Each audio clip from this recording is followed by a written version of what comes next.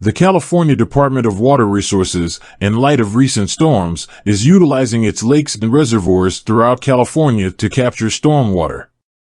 This recently led to the department's announcement that the State Water Project will likely be allocating 30% of DWR-managed water to go toward communities that use these surface water resources. DWR spokesperson Raquel Borreo said managing the stormwater capture means monitoring inflow and outflow to the lake to avoid flooding. DWR is managing state water project facilities, including Lake Oroville, to capture as much water from the recent storm systems as possible while also meeting safety and flood control needs, Borreo said.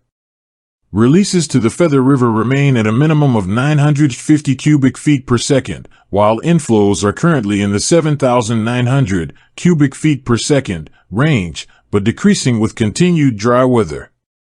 While the storms have shown promise in terms of raising the allocation, which was originally projected to be only 5% at the beginning of December 2022, allocations could change based on a lack of wet weather going forward. To determine if State Water Project allocations will change, DWR assesses several factors, including hydrologic conditions, State Water Project water supply demands, and environmental requirements, Borreo said. The final allocation is typically in May or June. January in 2022 was dry after a series of storms toward the end of December 2021, but 2023 has brought considerably wetter weather. Katrina Hand, a meteorologist with the National Weather Service's Sacramento office, said the forecast shows 2 storms in the week ahead.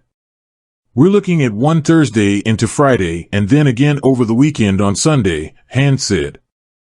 They won't be as strong as the systems we saw in the first half of January. Hand said the first storm system is expected to bring between 1/4 of an inch to 1/2 of an inch in Butte County, whereas the weekend storm could bring up to an inch to higher elevations in the foothills. Enough to cause some slick roads, Hand said. We're encouraging people to drive with caution when it's raining.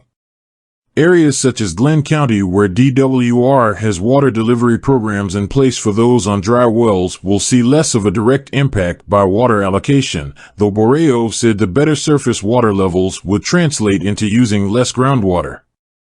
During dry and drought periods, when surface water supplies are lacking, groundwater is heavily relied upon, Borreo said. When surface water supplies and precipitation are more plentiful, groundwater use generally decreases, depending on the location, which can help restore depleted groundwater basins. It's important to note that while the recent storms have helped the snowpack and reservoirs, the groundwater basins are much slower to recover and still have a long way to go.